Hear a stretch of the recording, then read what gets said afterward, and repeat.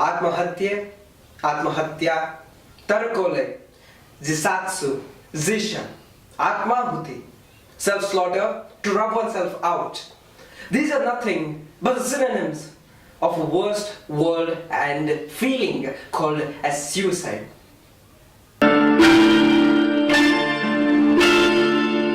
India is a glorious country, as I always keep saying in each and every vlog of mine.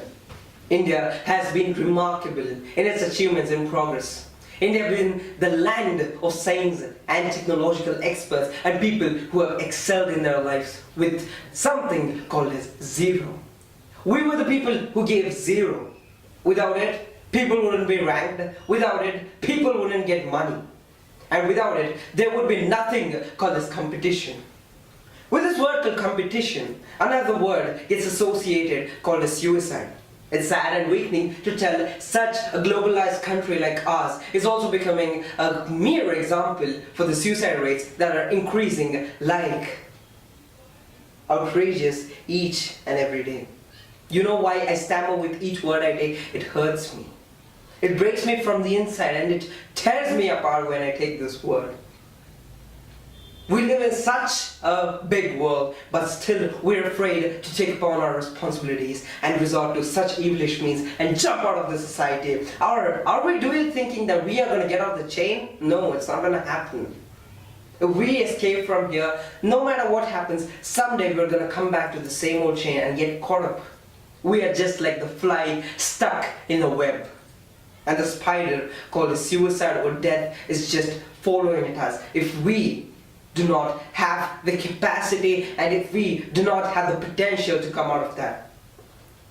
Since the suicide rates are rising day by day, I thought let's make a video such that I don't want to help people get awareness about suicide. I just want to tell them what's the meaning and what's the value of life. So, shall we get started? Come join me to the journey, ladies and gentlemen. This is a journey which is going to take out a lot of weed from our society and systems. And if you're guessing why is this type for, this is just a mere trademark of the word called suicide. Okay, let's jot down. Reason number one, parental pressure. Why are parents there with this? A lot of people believe that parents are nothing but a different form of God that are existing alongside with this. But if those parents give a little bit of pressure, why do you take it in such an intense and serious note? It's their life. They have seen through miseries. They have lived through havocs. That's why they want you to go up to that level so that you don't see the similar situation in your life ahead. That's the reason. Reason number two, relatives. Beta aapka marks kya aaya? This is the most irritating and despicable question that any person or any relative can ask. Why is it really necessary? Are you gonna eat it with pickle? Are you gonna eat his marks with your pickle? No, right? Enjoy your life and let live the others. And if you are being tortured by your relatives, don't give an ear to them. Because if you give an ear to them, they are gonna irritate and condemn your life forever. Okay? Third, family friends. A lot of family friends have a great and vital role to play in this concept of competition. For example, the oldest and the greatest example in the history of books, Sharma Ji Ka Ladka. I don't know who is the Sharma Ji or where does Ladka come from, but I know that he is not scoring more than me. That's the fact. A lot of Sharma Jis have to come to your home and ask, Beta, aapko kitna mila? 97%, my son got 97% and you got 86%, oh so that is so bad.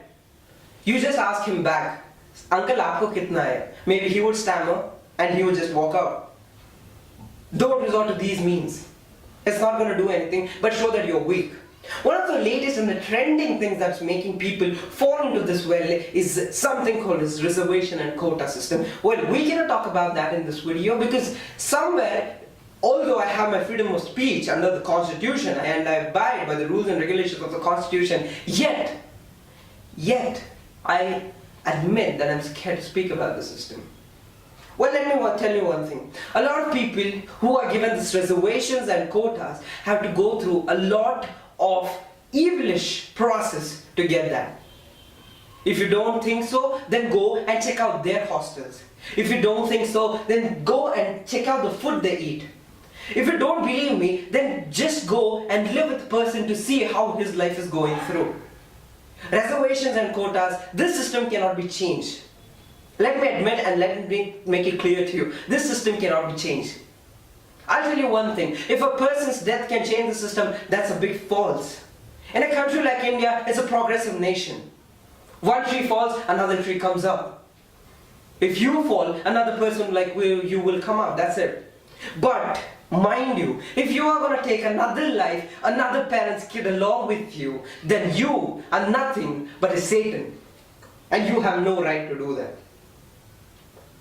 When I speak of person taking another one's life, I am much obliged, or it's my duty to speak about 3 epic cases.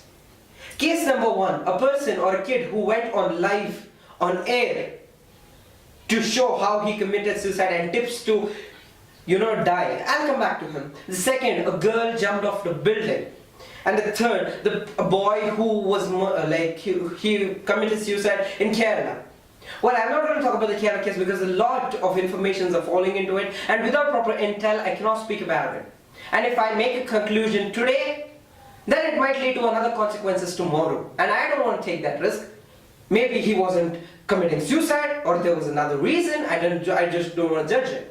And the latest or the recent case that I have heard, that an IAS son got himself killed because of the reservation and the quota system. I know it's irritating people.